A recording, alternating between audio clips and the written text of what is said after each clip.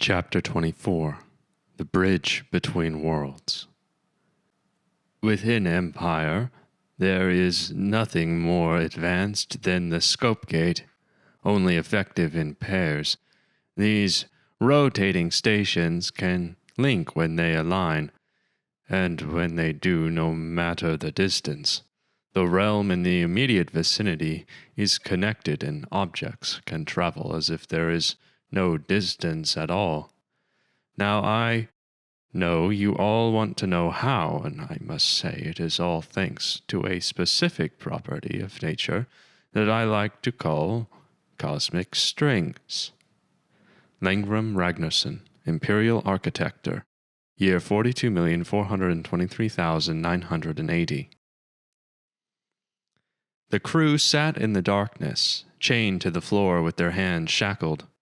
Magnus and Langram conversed in hushed tones. Rowan knelt beside Reginald and Ben. She was nursing Reginald's swollen eye where a guard had hit him with the butt of a rifle.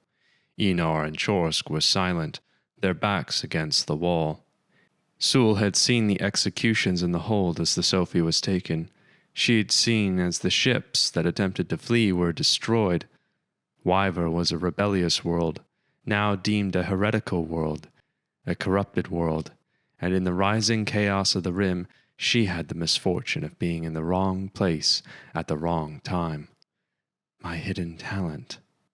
How many other worlds would the gods destroy, had already destroyed, to vanquish the idea of revolution? Sule watched the lantern swing back and forth, back and forth. The little flame flickered, and she thought of the wraith in the quiet streets full of corpses. Was it her fault they were dead? Am I a monster? She thought, running a hand over her arm where it had changed when she'd fought back the wraith. Her skin was flawless, like nothing had happened. Was she any different at all from the thing that had killed everyone? Was it just hallucination? What was happening to her? Why didn't the wraith kill us? Ben asked. I still haven't figured it out. It smelled me on your weak paper skin, Einar replied. Organtulan flesh is poisonous. There are many poisonous things on Kadud, few that are not. It is not color, but smell that warns of danger on my world. The wraith sense this. You owe me your life. I do not, said Ben. Do I smell bad? Asked Sule. Einar scooted as close as he could to her, chains clinking taut, and sniffed. No, you smell wonderful, said Einar. His brutish face looked odd. You are the only one that smells good, like elderberries. What about me? Asked Rowan, and she put her hand beneath his nose. Einar sniffed and gagged. Oh, by the seven. He started to retch. Rowan rolled her eyes. A guard banged on the door and they fell silent. I'm sorry, murmured Reginald, for all this. Quiet, snapped Jun. I don't want none of that mopey, sorry hellshat. Jun rubbed a hand over the wrinkled skin of her face. You, madman, she said to Langram. Do you have any of those things that you escaped with before? Their search this time was unfortunately exceptionally thorough, said Langram. Jun sat back with a sigh. We're going to die here, aren't we? Said Ben. Damn right, said Felix. I'm sorry, started Reginald again. Said Jun. We'll find a way back to the Sophie, as we always do. The Sophie's gone, said Felix. It's procedure for captures. They searched and stripped her, dumped her, then vaporized her. Whatever hopes and dreams you had of flying off into the sunset, those are gone now. But, Lola, said Rowan. You're seriously thinking of the cat right now, said Felix. Rowan's face became a hard mask. I'm going to kill them.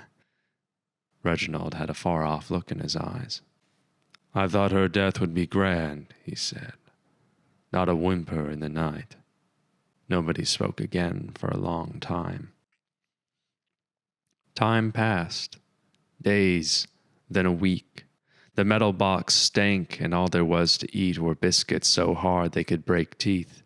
Magnus had tried to break the locks that bound them, but whatever warded mechanism sealed them could not be unraveled. Sule had tried herself, but the strand was tied into an impossible knot. When she pulled one way, it would tighten in another. At another point, Magnus had tried to melt the lock while they blocked the view of the guards, but that had yielded the same result, as it had faded from yellow to orange, to the dull metal it had been before. Maybe she tried using the biscuits next. Sule wasn't sure how many days had passed when they were finally dragged from the cell and led through darkened corridors.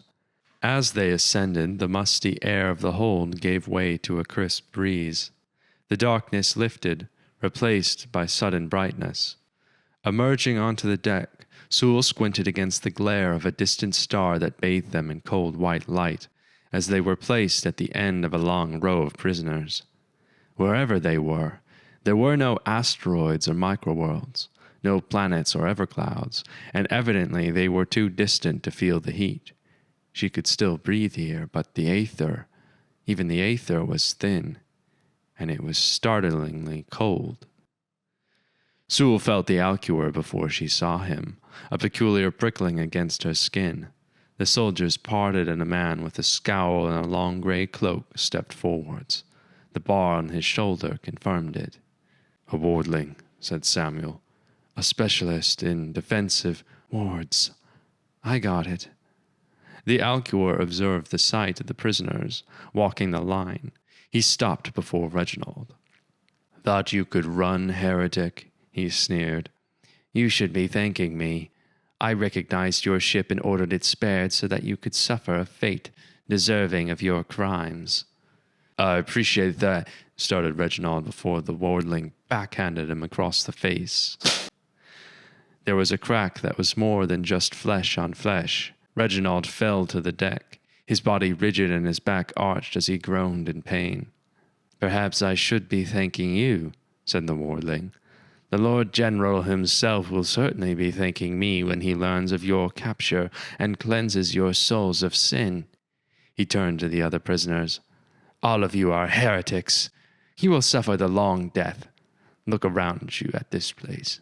I bring you to the deck to bear witness to the glory of our gods, so that you know the truth of the power you deny with your own eyes." He gestured into the inky darkness of the deep, out before the great ship's sails, and there Sule could see the expanding shine of something long and thin. From the distance they were at, it looked alien, like a gnarled twig. It swelled in bulbous sections connected by thin pylons and reedy corridors. Strange protrusions covered its surface, pointing in the direction of the massive metallic cross at one end. The edges of the cross looked like the antennae of a moth, with fine silver hairs, and connected to its points was a ring so thin it was all but invisible from the edge, wider than the station was long. For it was too large to be a ship, as Sule could see that there were more ships about it, dozens of great ships with their sails furled, and they were mere dots in comparison. It looked hostile, like a predatory animal in the harsh white half-light. It was a fortress, a hulking killer. Sule could feel it like she could feel the alcure, except it pressed on her, like a heel to her head. "Erringer," whispered Langram. "What a cruel hand the universe has played me." Rows upon rows of stub sails shimmered as they flickered down its length. There was a long blast of horns, haunting in the way that they seemed to echo without walls. "Now, the timing," exclaimed the wardling. "It is the God's will that you now witness the power of that to which you have turned your backs." Sule and the others were forced to their knees at the edge of the handrail as the great ship drew near. Nothing happened at first as the gate moved, the thousands of sails fluttering, pointing itself into the deep. Again, Sule could feel the gate, but this time she could see the others felt it too. a pull, and a hum that warbled and shifted. The gate finished its alignment. The stubsails flashed to a standstill. There was no light, no grand display, but the hum expanded, a deep note that vibrated in her bones. Sule noticed a distant light among the stars of the deep that became brighter and brighter. It was the star itself, swelling as it seemed to rush toward them. Everything else, the station, the stars behind, remained perfectly still. Sule looked behind her, and a pale blue nebula hung motionless behind them. She looked the other way, and the star brightened as if it were falling. It was as if the gate was pulling the star across an unfathomable distance. Hugely and suddenly it loomed before them. Through the glare, a tiny gray speck appeared, a planet hurtling toward them at impossible speed. Enar began to yell in terror while the wardling laughed with cruel delight. The planet grew immense, filling the empty space, then slowed abruptly. Light from its star bathed them in a pale blue glow. Sule saw the sails of thousands of ships, tens of thousands, too many to count. In the center stood another fortress gate, identical to Naringer. Closer it came, until its cross and rings aligned exactly, touching silently. A dozen great ships moved forward, crossing the divide as if it didn't exist. Massive freight ships went the other way. As they passed, light spread across their hulls, from night into day, and it was the only sign that the two worlds were connected but separate. It looked warm on the other side, but Sule couldn't feel the sun's heat on her face, nor did the star's glow reach beyond the cross. The wardling was right. If the Empire could build something like this, who were they to think that they had any right to stand against it? A pit of despair lodged itself in her stomach. A system that worked for millions of years would work for millions more. Grill's influence is strong here, said Samuel. Do not trust your mind. If I don't trust my own thoughts, then what do I trust? Muttered Sule under her breath. Me. Sule woke as freezing water dripped on her face. Her hair was matted and her breath came in little clouds visible in the frigid air. The walls were damp and glistened in the sole light from behind the bars of her cell. They'd been separated, her and the others. She wondered when Yorick would arrive to finish the job. Maybe he already had. She hadn't seen the others since they'd arrived. She'd held out hope that Magnus would find a way to escape, but now, as all she heard were the groans of other prisoners, that hope had died. No Alcuor could hope to escape these cells. She wondered how'd she die, whether he'd stab her again with his sword. She rubbed her chest and grimaced as she felt the phantom pain. He wouldn't. Not again. He'd torture her first, and then when he was done, this time he'd make sure there was nothing left. You said something before, Sule thought to Samuel, that you had remembered. My name is not my name, said Samuel at last. I felt the knowledge, a great well I saw glimpses of before. I had a different name then, so long ago that only the gods would remember. So you weren't an outer. Were you human? Human? Perhaps in the beginning. My mind as it is now is not more than a child, like a brain-sick geriatric recalling only his earliest memories. I was a fighter, I am sure, a fighter and a king. I waged a great war, and it seems that I lost. So how'd you end up in my head? An instinct, Sule gritted her teeth with frustration that was not entirely her own. I don't know. I'm not going to escape, am I? Whispered Sule. I'm going to die here, and now you'll lose another war. Where will you go, Samuel? There was a long quiet, and how long Sule didn't know. The harsh light always shone through the bars of the cell. You will die here, said Samuel, or whatever his name was. Sule decided to just keep calling him Samuel. I know that. Then you will escape, said Samuel, as you've been thinking for over a day now. Sule looked up between her knees. What? Take the body of the guard, said Samuel, the one that stands beside the door. He is alone. His shift has just begun. But I can do that? Again? There is a price, always a price, said Samuel. You will lose something of yourself. You are not yet a child, so you have much to lose. Gods can lose so much, and yet there is so much more. For you it could mean everything. Everything? Memories that define your personality, that is you and not someone else. Sule sat for a long time, and she pictured the crew, Reginald, John, and Ben, and everyone else rotting away in the cells. She imagined Yorick slicing open their stomachs and wrapping their entrails around their necks while torturing them in the ways only an Alcuor could. I'll do it, said Sule. If I can save my friends, I will. Tell me how. It is simple. You must reach inside yourself, said Samuel. You must feel the song of your own heart, and then you must silence it. The rest will come as it will. I will do my best to guide you, as I did before. Stop my own heart. Sule looked at the light of the door, and then around the cell and looked at her hands.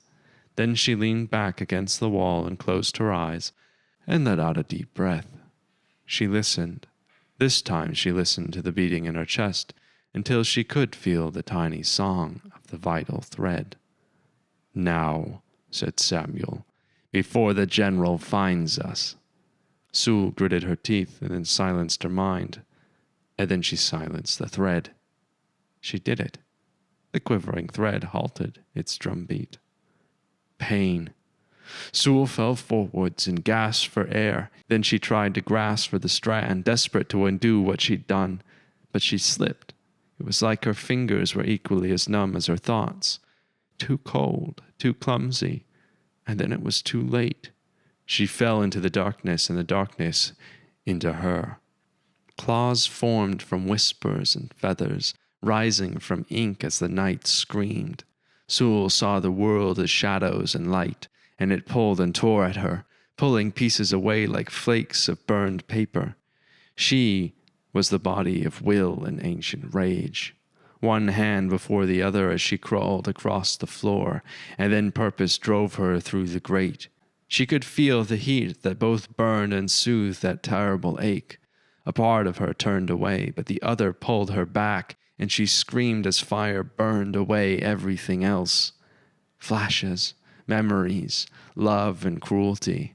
A mother nursing her when she was ill, a father who beat her, the slums of her home, the taskmaster who whipped her, the friend who picked her up, the drive to one day live in the towers of the city at the end of the road, serving in prisons with the hope of leaving being the only thing that drove her.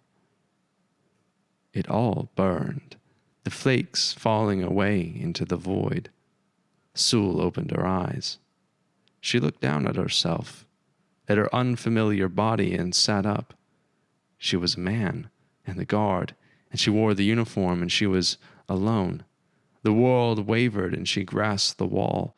Sickness rolled through her, and she vomited across the floor. Did she lose anything? She didn't feel like she'd lost anything, but then again, she wouldn't know, would she?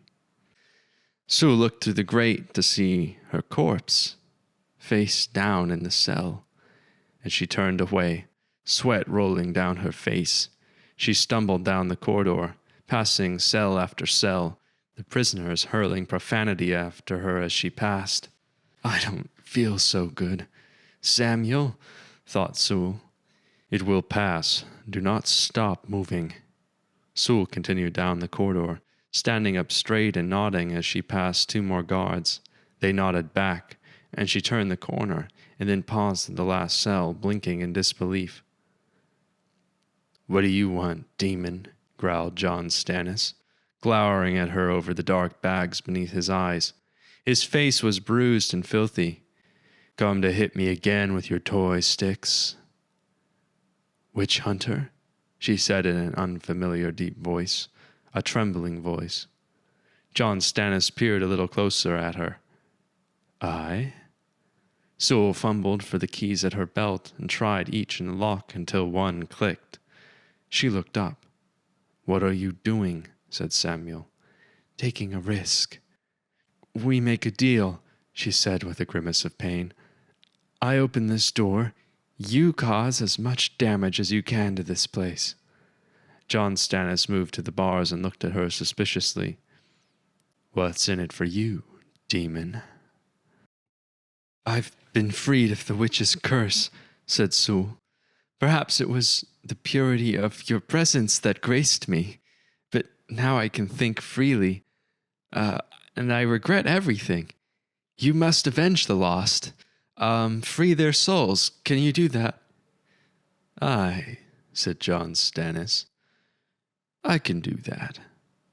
Be silent, witch hunter. The longer you stay unnoticed, the more I can free, said Sule. There are 2 guards at the end of the passage and more at the exits. Silent is my middle name, said John Stannis. Sule backed away, and the door swung open. John Stannis took a step outside the cell, his bare foot cautiously touching the metal grating of the corridor. Eyes glowed at his shoulder, and the bunny cat emerged from his mess of hair and watched her with its resting frown. Then it hissed. In a flash, John Stannis was on her, his hand around her throat, and he pressed her up against the wall. Sule didn't fight back. She couldn't, even if she wanted to. She turned her head away. She prayed silently to any god that would listen that she was right. I'll be taking this, said John Stannis, lifting the gun from her belt. May your soul find freedom, brother. He grinned and let her loose, rushing down the corridor until he disappeared. That was foolish. Maybe. Probably. Sule guided herself along the wall, down another corridor of cells and then another, every step aching, agonizing torture. She leaned against a corner and groaned.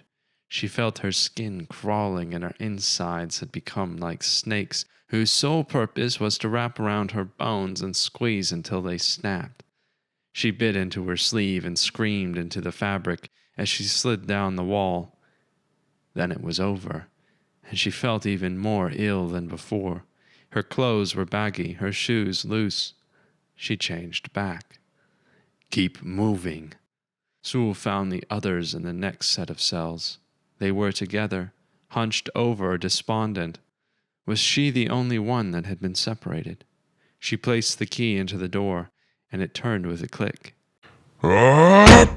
She found herself on the floor, her head spinning, the breath knocked out from her lungs as a tremendous weight threatened to break her ribs. It will be a glorious death, roared Enar. He clasped his fists together and raised them above his head. And then he stopped, his eyes widening. That smell, he said. Then he peered down at her. The dumb female, he said in shock. Sule, said Jun, and the others gathered around her. Is that you? How did you... She can open doors, said Ben, watching her with a kind of wonder. Reginald helped her to her feet. Your eyes, he said, they're gray. Happens, said Sule, when Nornlings don't eat for a while. Ah. What's wrong with your hair? Said Rowan suspiciously. And where did you get that uniform? Asked Felix. I stole it? How else would she explain it? Reginald looked down the corridor. You can explain later. We have to move. There's guards down that way, said Sule. We have to find a way to... She swayed, made a peculiar face, then proceeded to let out a tremendous belch. Oh my, that's a peculiar feeling. Look at her, yelled Rowan. There's something wrong with her. There's always been something wrong with her. With all of this. Sule wiped the sweat from her face and looked away from Rowan's furious gaze. "Rowan," said Reginald, "now is not the time. Whatever this is, you settle it later." "She's in league with them," Rowan pointed to Magnus. "I know it ever since the rose." "Truly?" said Langram. "Not now," growled Reginald. There was a boom and the walls shook and an alarm began to whine. "What was that?" said Chorsk, looking upwards. "It would appear that someone or something is attacking the gate," said Langram.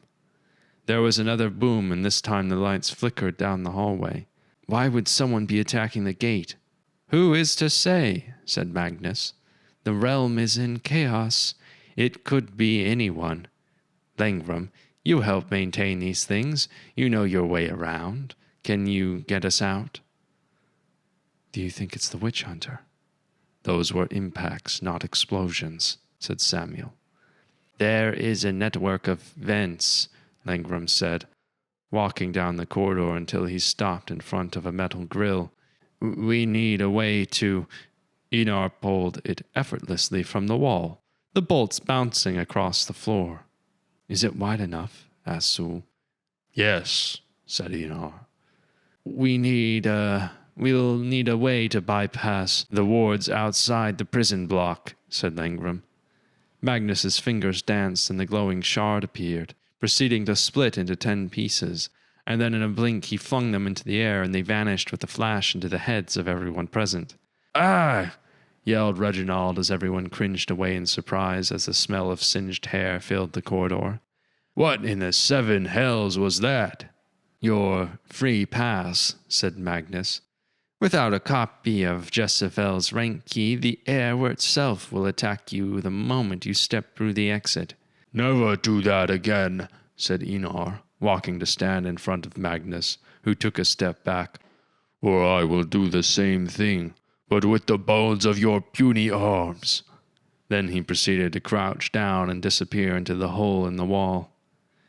"I won't be coming with you," said Langram. "What do you mean?" asked Jun. "I believe Magnus and I are going elsewhere. Isn't that right, Magnus?" Magnus grinned. "Like old times, eh, Langram?" "You're going after the gate?"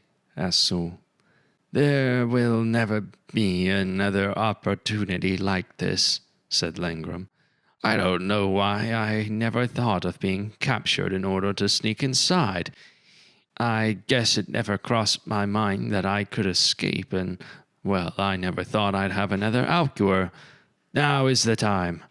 "Don't expect any help on our end," said Reginald, disappearing into the wall, his voice ringing down. "I do very much intend to, while not necessarily enjoy, living." "It is quite likely to end in death," agreed Langram. "But I fear that we'll soon arrive regardless of what I do. I've always intended to go out with something of a bang." "And you're okay with this?" Jun asked Magnus. Magnus shrugged as the lights flickered again. "The maintenance tubes will take you past the central igniter," said Langram as Sule began to crawl inside. "There you will need to, leave to access the hangar. I hope you make it. If you have time, perhaps make a stop in his marvelous architectural work." Sule looked up the tube and then back to Langram, her gaze shifting to Magnus. "I hope you make it too," she said, pulling the grate back against the wall. Goodbye." "Goodbye." Magnus smiled. Yorick Vasting's cape billowed out behind him as he strode down the corridor. "My lord," said the wardling, rushing to keep up, "you arrived so quickly I did not have time to prepare. My deepest apologies." "Where is she?" Yorick demanded, not slowing his pace.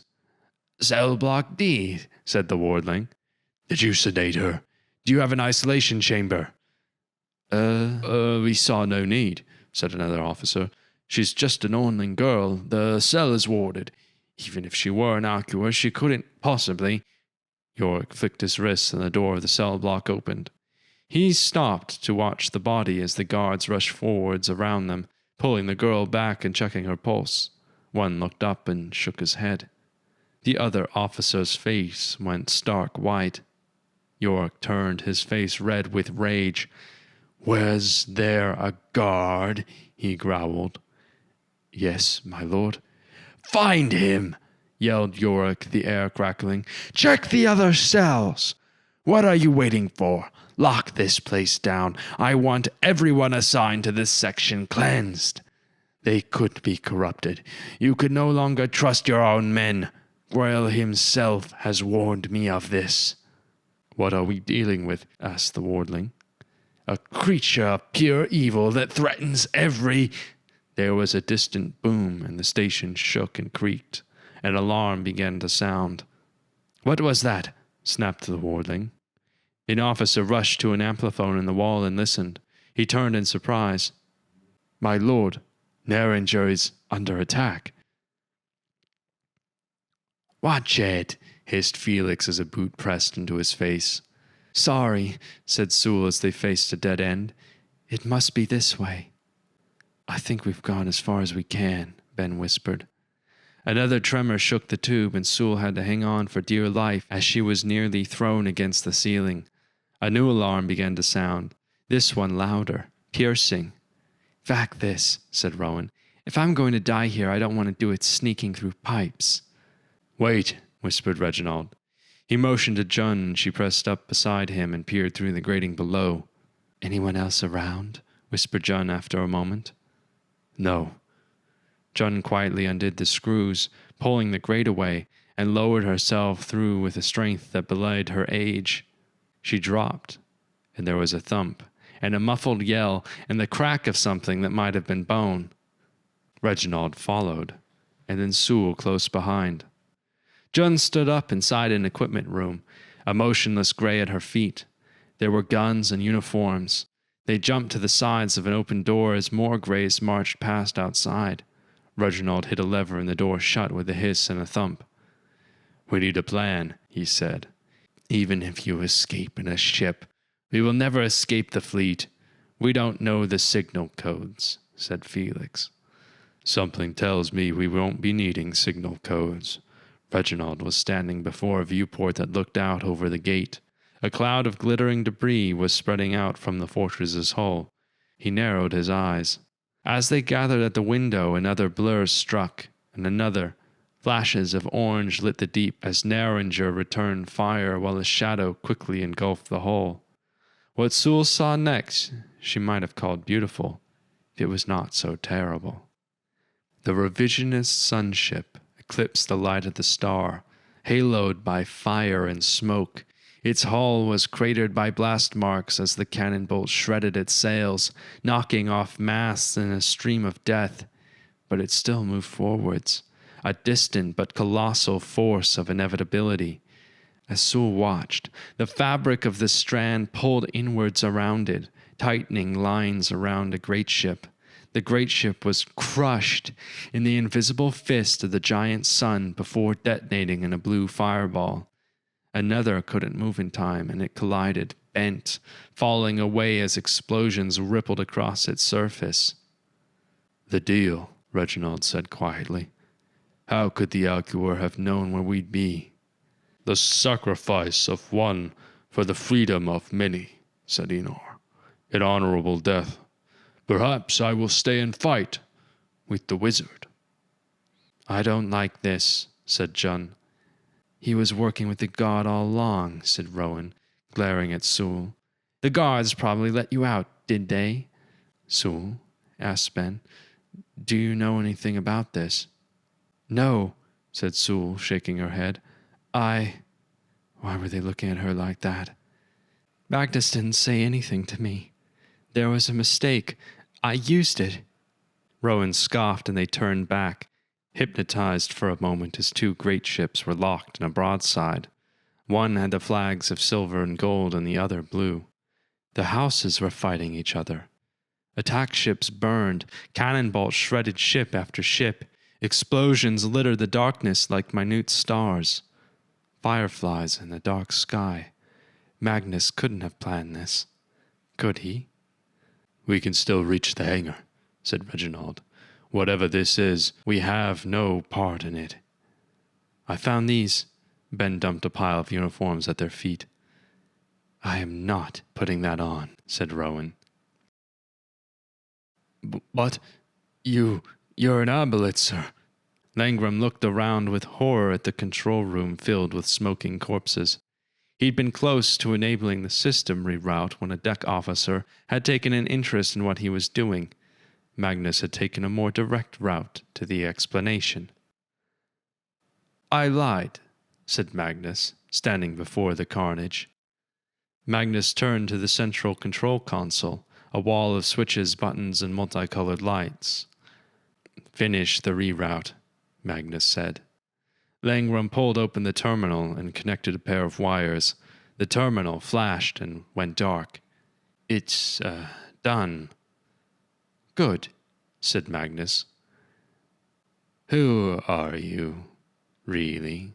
said Langram, his eyes narrowing. Magnus turned to him and raised his gun, and Langram took a step back.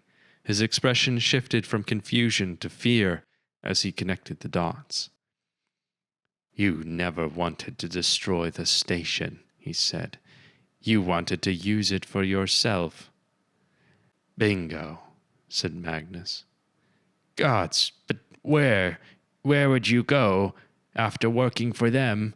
Are you the one behind the flying planet?" "It's a shame, Langram," said Magnus.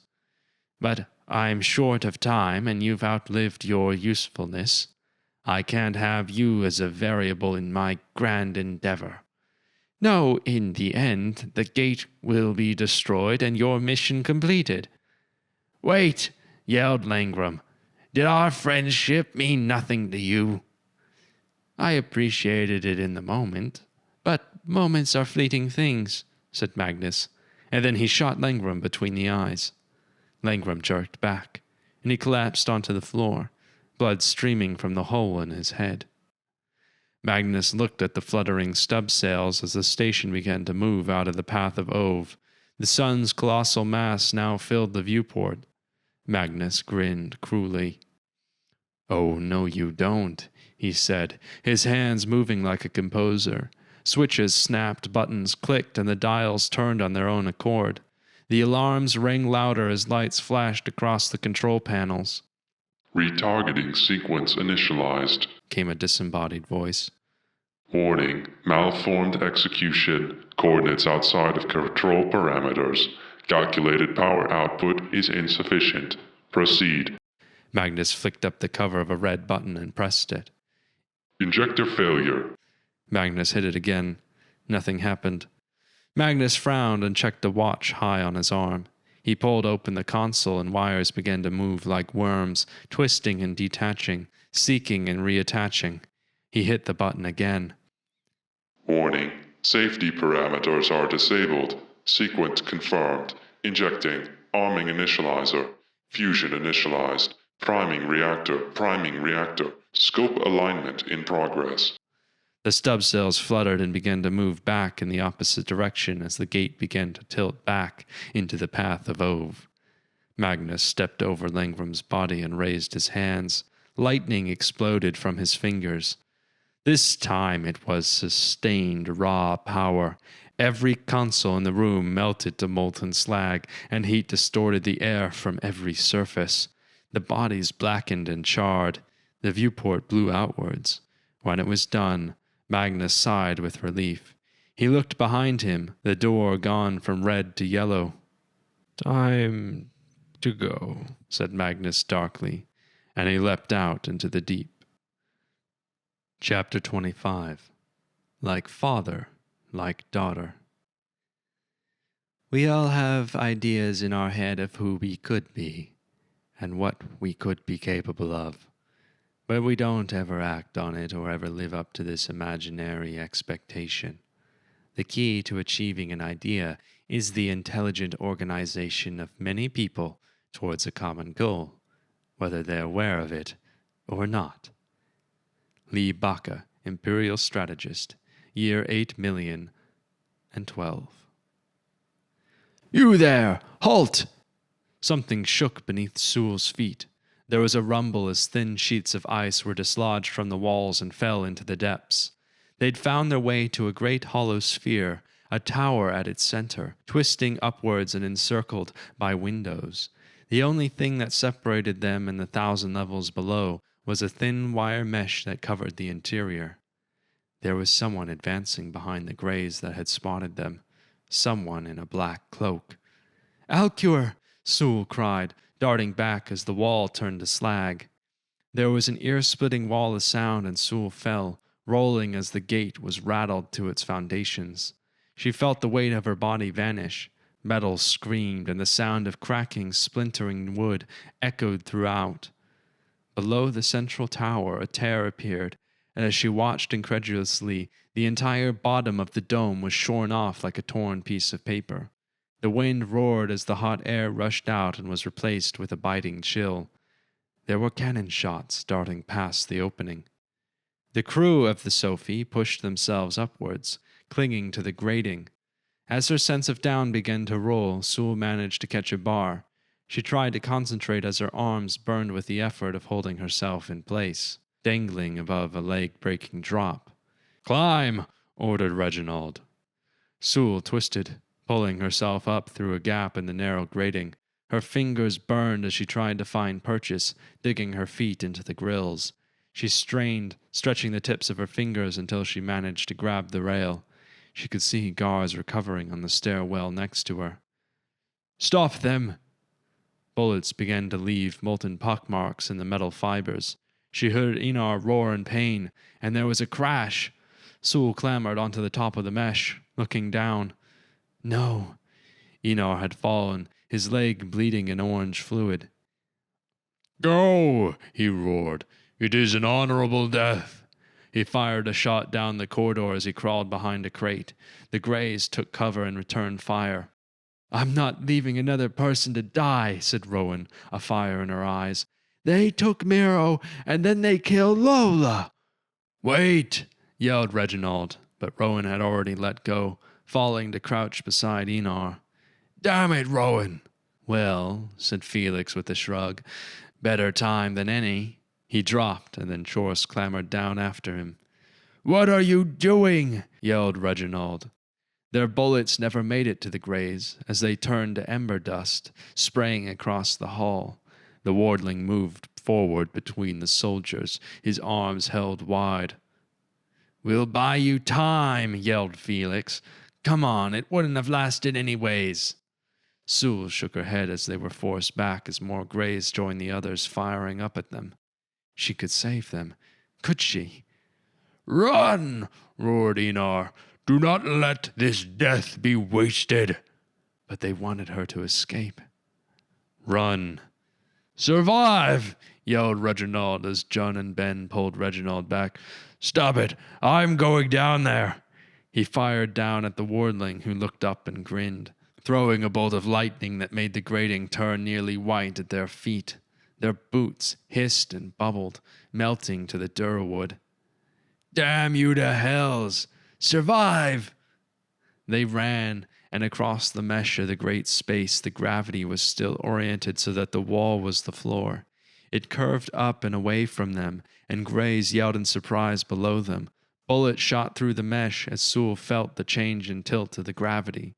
Jun fired a bolt into a maintenance hatch, which fell open, and they dropped within just before the gravity righted itself. Sule was further behind, and she managed to grip the edges just as her feet were leaving the surface, and their hands pulled her the rest of the way. "Give up!" cried the wardling. "Can't you see your efforts are worthless?" Rowan rose above the crates and yelled, firing madly until her gun clicked. She ducked back as bullets splattered the metal around her. The wardling laughed shrilly. "We're cooked," she said. "This guy's getting on my nerves," said Felix. "Who laughs like that?" The lights flickered as the Greys advanced, ducking into the grooves of the corridor to avoid the fire. "We will die as kin," said Einar as he began to roar a warrior's cry. Einar rose above the crates, charging the Greys opposite the wardling in the adjoining corridor. "Damn it," said Felix as he fired. "Cover him!" Enor emptied the clip of his gun into a grey, and he threw the gun clean through another, and tossed a man out through the mesh and into the abyss. He'd nearly made it to another when a bullet clipped his shoulder, and another into his leg. Yet he still cried the warrior's cry, crushing another grey as he fell to the ground. "Enor!" yelled Rowan, her eyes wet with tears.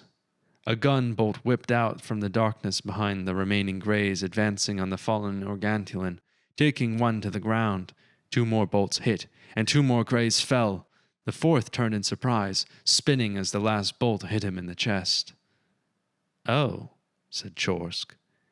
Enor looked up at the shadow of a man standing outlined in the flickering of the sparks. "Groga," he said, "Queen of Death, is it my time to pass to the Great Spring?" The wardling fell silent, squinting at the shadow as the greys found cover. "Who goes there?" yelled the wardling. "It can't be," murmured Felix. Rowan looked up in shock. "Is that—" "It is I, John Stannis, witch hunter," said John Stannis as he emerged into the light, stepping over Enor, his head held low as he looked to the wardling. "And you need no introduction, witch." His fingers hovered over the holster at his belt. The wardling cocked his head. The greys looked between him and John Stannis. The wardling laughed, and then it died out as he noticed the thing on the man's shoulder. The wardling's expression became serious, and his hands twitched at his sides.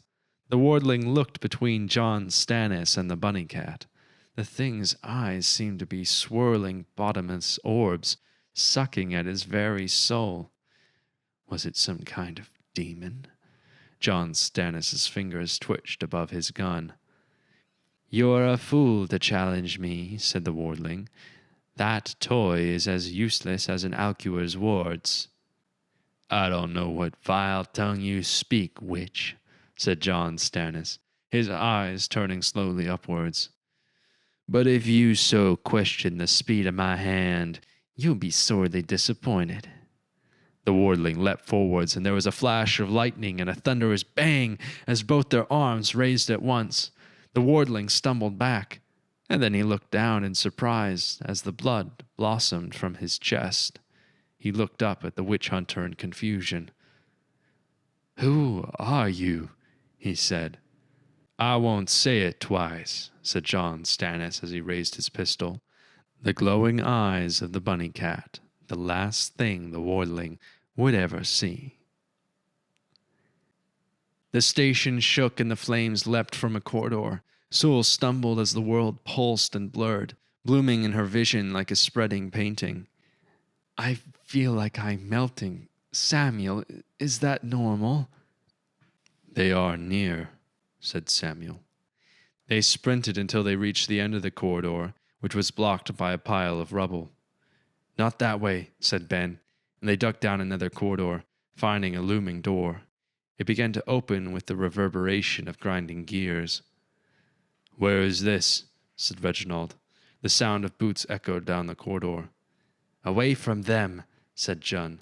The first door was only one in a long series of doors, which opened and closed, their internal locks whirring. Sule didn't see any guards. Wherever this was, they must not have expected anyone to make it this far without raising an alarm. The doors, after all, thought they were Jezebel. Sule looked upwards, and then over the edge of the walkway. More paths crisscrossed below. Steam and silos crackled with energy, while accompanying platforms were placed on varying levels in a cavernous space reminiscent of the engine room of the Sophie. The machinery shone with a flawless polished metal, and there was hardly any durwood in sight. There were spheres and thousands of cylindrical tanks suspended in a web of metal pylons, wires, and pipes. An explosion of steam pulled Sule back to reality. "The igniter," said Sule. "The one Langram mentioned. It has to be." "One of the doors has to lead to the hangar," said Jun. "There," said Reginald. "We can try that one there." They rushed across the walkways, and the door was opened to a silver corridor. Jun went first, peering around the edges. It's clear, she said, stepping forward. There was a whoosh of air and a clang. Jun turned sharply, her eyes widening, and then the door slammed shut, leaving Jun locked beyond. Sule staggered back as an explosion of light left a crack-shaped scar of glowing metal where the latch had been. Well, said a voice that Sule recognized instantly, turning her blood to ice. Yorick Vasting stepped into the flickering blue light of the igniter. His eyes shone. There was a crack of a pistol, and Yorick's head jerked back. Reginald had his pistol raised on his hip, smoke drifting from the barrel. Yorick let out a bellowing laugh as the bullet hovered a hand's length from his face, casting his features in a red glow. Worth a shot, said Reginald. What were you hoping to accomplish, heretic? Said Yorick, his voice becoming dangerous. Attacking my gate? He and the 3 Alquers flanking him began to advance. Their stone masks watched her with their deranged expressions. Run, hissed Reginald to Sule. Run, he said again as Sule didn't move. She wouldn't listen. She couldn't listen. Something was happening to her. A hunger she couldn't control. This was a terrible, burning, maddening frenzy of power as old as time itself. I remember now, said Samuel. I remember what I was. I controlled millions of worlds, trillions of souls. They worshipped me. They sacrificed for me. Reginald unloaded his pistol into the oncoming Alquers, the bullets bursting into molten sparks as they threw up their cloaks. Yorick flung up his hand, and a bolt of lightning connected with Reginald's gun. Reginald yelled in pain as it went flying. I remember my purpose, to stop him, the other. Ben fired until his gun was empty and he stumbled back, drawing a knife. Is this you? Screamed Yorick as the station thundered, and he looked to Sule. The Empire is stability. The Empire is peace. Think you can take that away. Think you can do what you want. He threw another arc as Sule watched, powerless to stop him. She was frozen as she saw Ansel's face instead of Reginald's, little Jeddim instead of Ben. Her heart was a war drum. Reginald was flung backwards, sliding across the floor, smoke rising from his clothes as he lay still. No, stop, cried Sule. Ben, don't! Ben looked to Reginald and then yelled in fury, sprinting at Yorick with the dagger. There was a flash of light and Ben crumpled, sliding to stop at Yorick's feet. Ben! Screamed Sule. I couldn't place the face at the gala, said Yorick, stepping over Ben's body and walking towards Sule. You've changed so much since Toldrum. It wasn't that you looked different. No, it was that evil you bear. The Lord has warned me, told me of what it is capable of.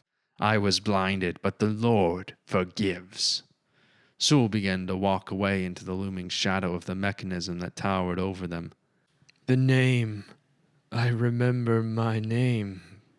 But how can that be? Said Samuel. The Alquers neared, and Sule saw the strand coiling before Yorick through his arc. Sule held out her hand and touched it. She yelled in rage and pain as the white-hot power burned through her. Do not fight the strand. You must feel the music. You must dance with its rhythm. The arc stopped, and Sule screamed with fury as she channeled the killing bolt through her other hand. The tune changed, and Sule pulled. Filaments snapped, whipping back. Yorick looked to his right as the Alquer looked down at the smoldering hole in his chest. He pitched forwards and lay still. Sule stumbled back, looking between the body and Yorick. Yorick turned his eyes to Sule, recalculating. Who am I fighting? He said. The girl or the nightmare? Sule felt Samuel digging through her mind, pulling away the layers of control until all that was left was clarity and rage. Droplets of blood spattered around her feet. She drew in a sniff, tasting the iron on her tongue. Both, growled Sule as she looked up.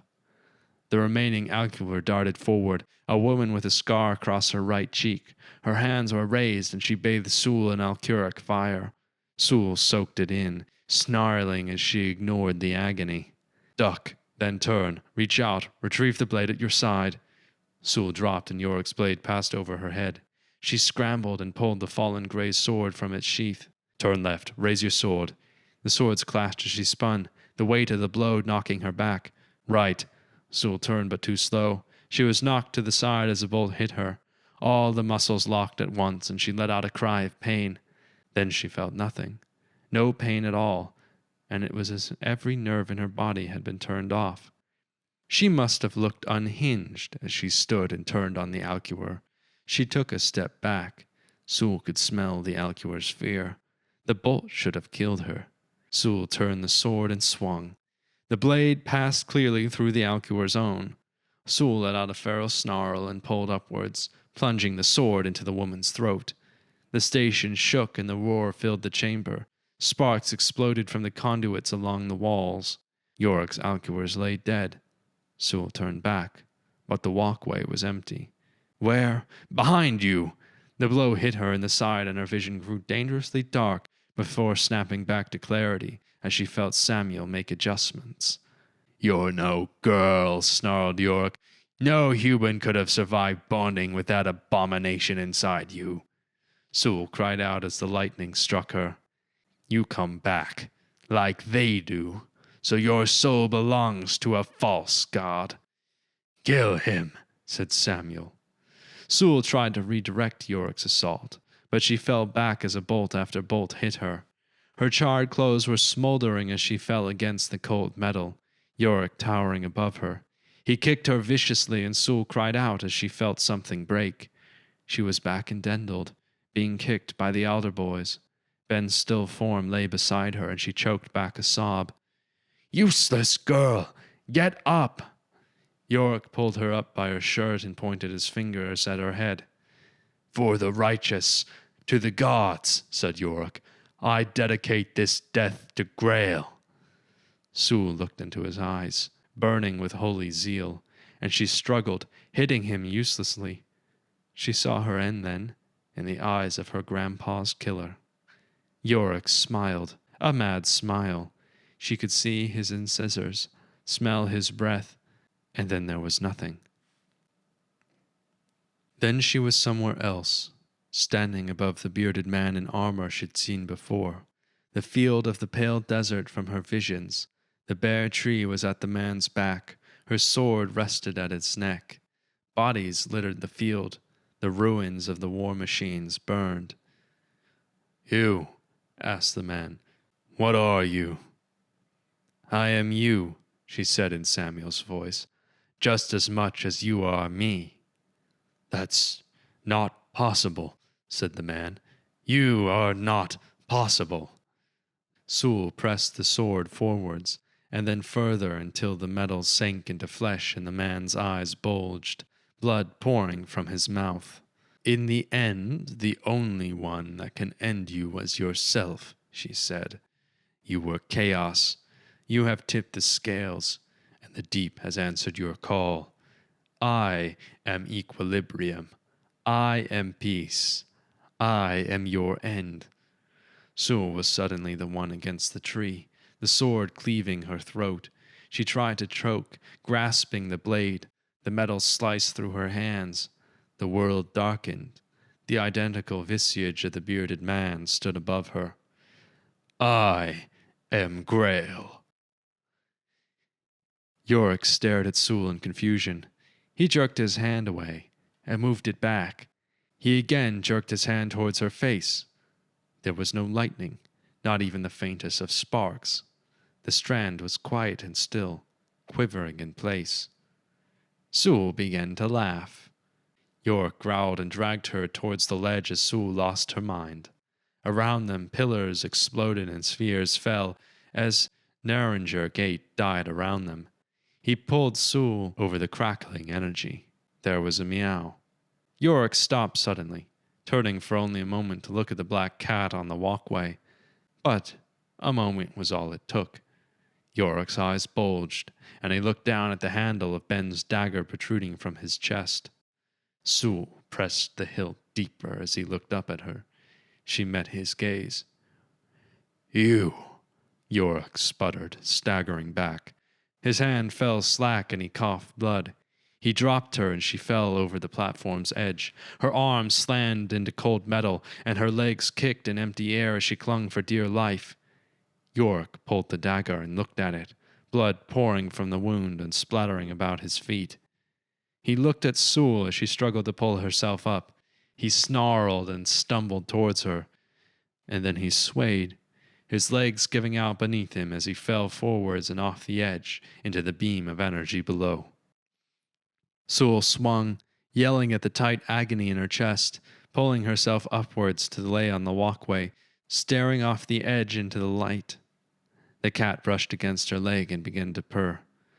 Was that Lola? She'd well and truly lost her mind. There was a distant explosion. The station rattled. A metal column support collapsed, taking several walkways with it. But still the mechanism of the igniter shone brighter.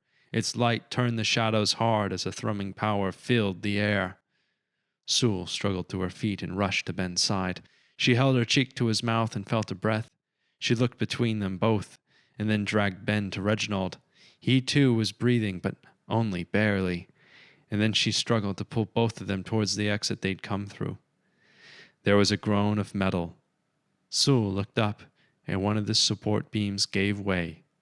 In a moment she cried out, heaved them one last time, and realized she wasn't going to make it. She fell on top of Ben and clenched her eyes shut. There was a thump of boots and a grinding crash. Sule cracked open an eye, and then stared in astonishment. A man was holding up the beam above her with his bare hands. His imperial cloak was singed and torn. It was a man with dark eyes and raven black hair. It was the face of the missing statue of the temples, the man from her dream. He looked down at her and grinned. "Have you figured it out yet?" he said in the voice of Magnus. Sule stared in disbelief and watched as the beam in his hands turned red, then blue, then white, then to slag. The man threw each side off the platform, the molten metal burning holes in his clothes, but ran off his hair and skin like water. You're... Sule tried to say the words. Her tongue felt dry and useless in her mouth.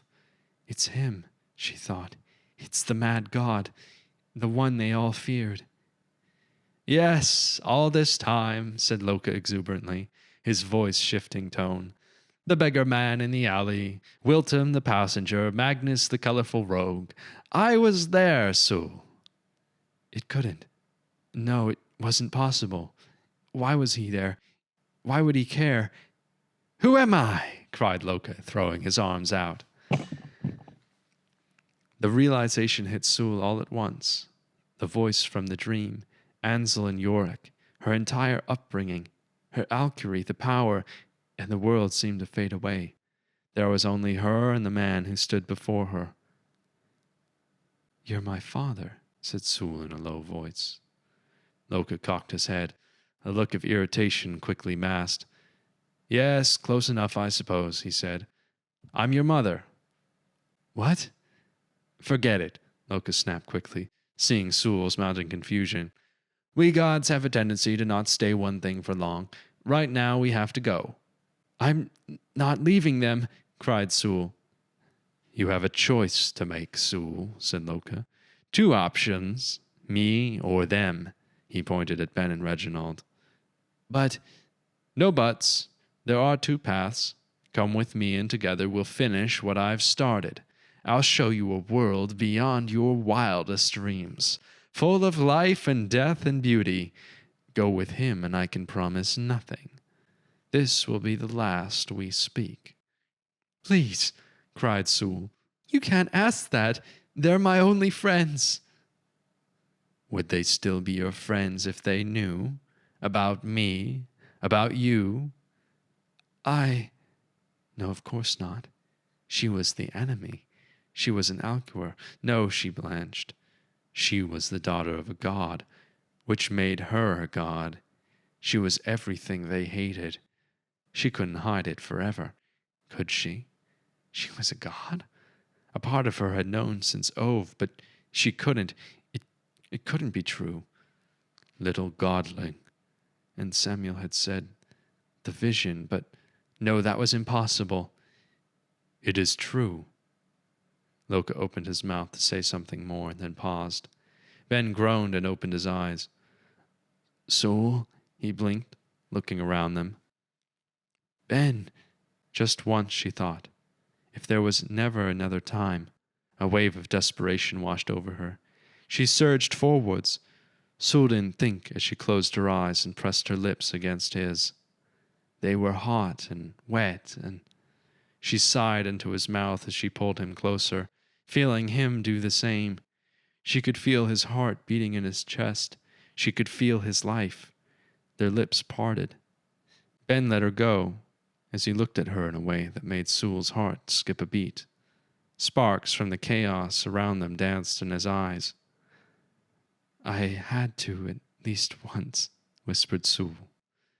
For the record, said Ben, you can do that whenever you like. He turned away, looking at Reginald. Is he alive? Yes, said Sule, but he's hurt. Bad. Where's the Alcuor? Dead, said Sule.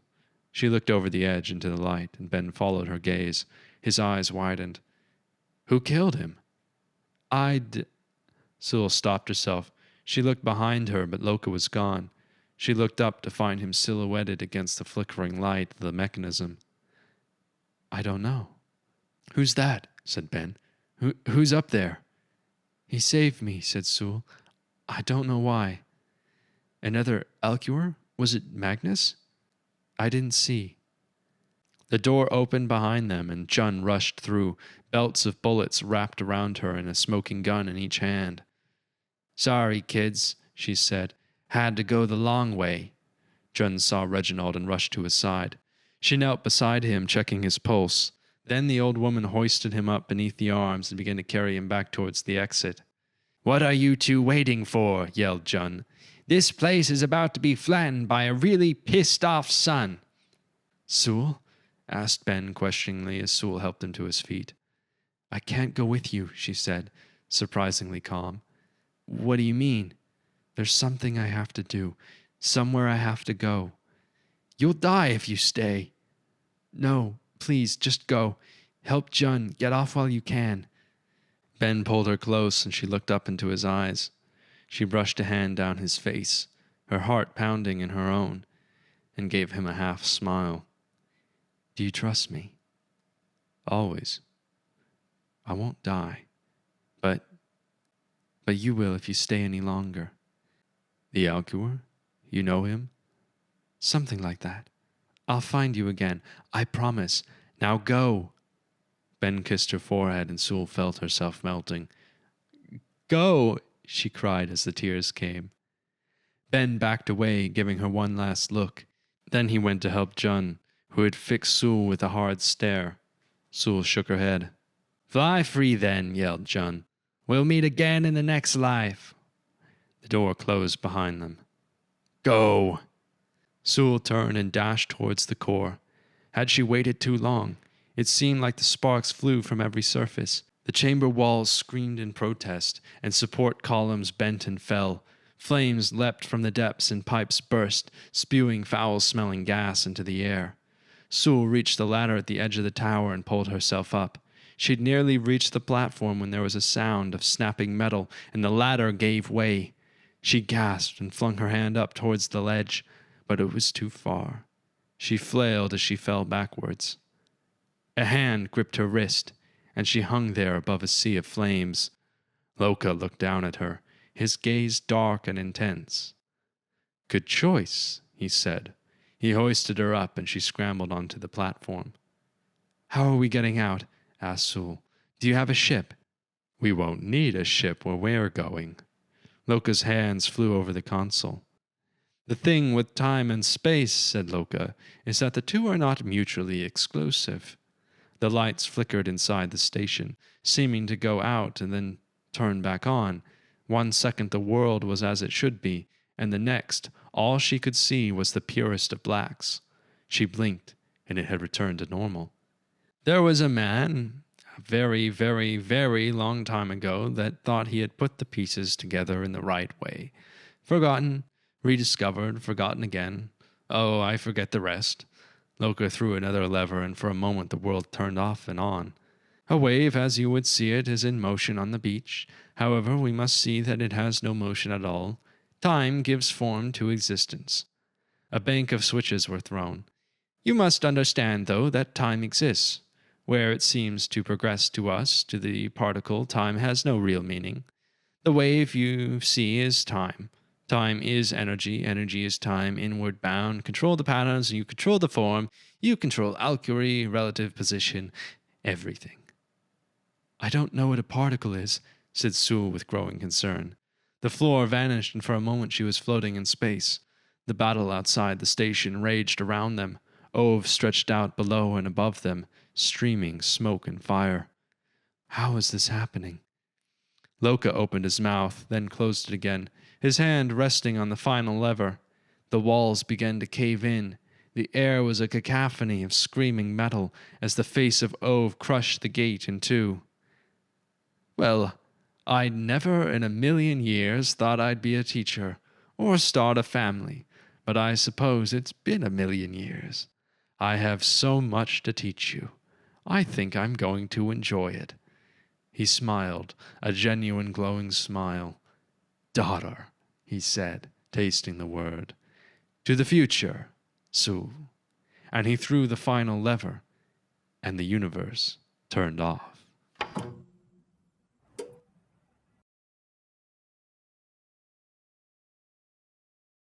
To the future, Sule. And he threw the final lever, and the universe turned off. Epilogue.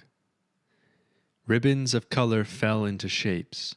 Reality was a flickering ghost of darkness and color. Every object and every surface was made of strands, millions and billions of tiny lines that bent and moved to infinity, waving like seagrass. After images jumped on after one another like a slideshow. The slideshow moved faster. The ends of the lines coalesced into consoles and hallways, windows and doors, flickering into reality. The deep was a rainbow tunnel, and then there was no deep, no sky. The walls were dull metal, but the smear of the strand remained outside, a frozen moment in the path of time. What is this place? Whispered Sule. She moved her hand in front of her face, watching the many images that made up her flesh sink into place. At the end of the room, Lola sat next to a hound, and their eyes glowed. Sule stared at them for a moment. Lola moved to her feet, gliding between her legs with a purr. Her body flowed like oil. This is Monitor, said Loka. Or what's left of it. He looked to the hound and the cat like it was nothing out of the ordinary, and then back to Sule. What do you mean? Said Sule. She turned to watch the vibrant bands of energy pulse through a window of indeterminate thickness. Echoes of sound, distorted and eerie, ping through the walls. Why does everything look so wrong? It would take too long to explain, said Loka. He walked to a console, waiting for a moment for it to fully form into reality. What once was will always be. Don't try to make sense of it, he said, pressing his hand against the metal and closing his eyes. It will only make the confusion worse. Just know this is a place we gods visit on occasion, though always at great expense. Where are my friends? Where's Reginald? If they were near the singularity, Monitor will correct the anomaly, said a woman's voice. Anything within 100 leagues will be collected. It shouldn't kill them, if they're lucky. Sule looked down at the cat in shock. Did the cat just talk? She pinched herself. Of course I can talk, said Lola, her little mouth forming the words, and then she licked a paw. Where your friends go after the Monitor spits them out. Well, that's up to them. What anomaly, said Sule with rising alarm. What are you talking about? Olna, you're frightening her, said the hound in a deep voice of a man.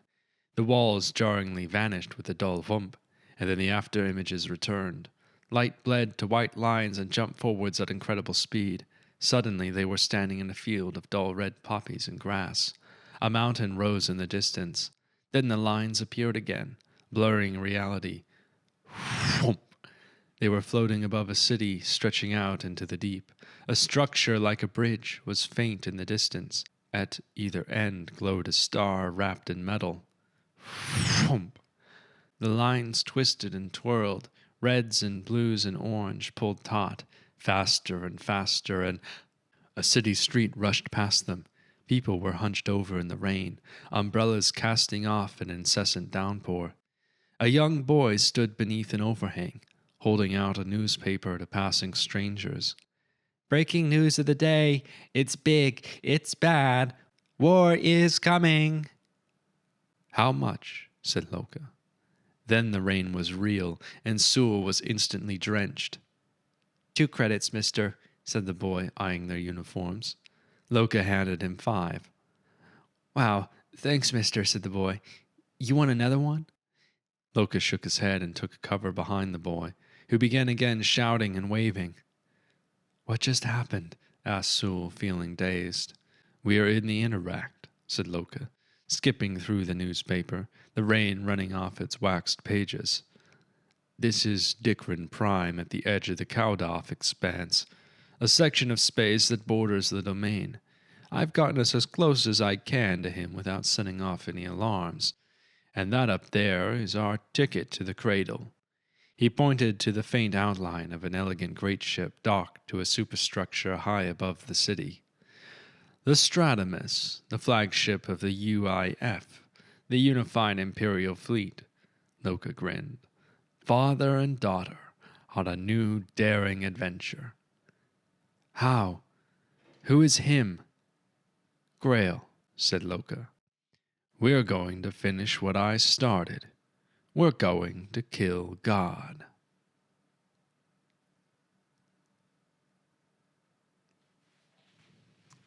The end.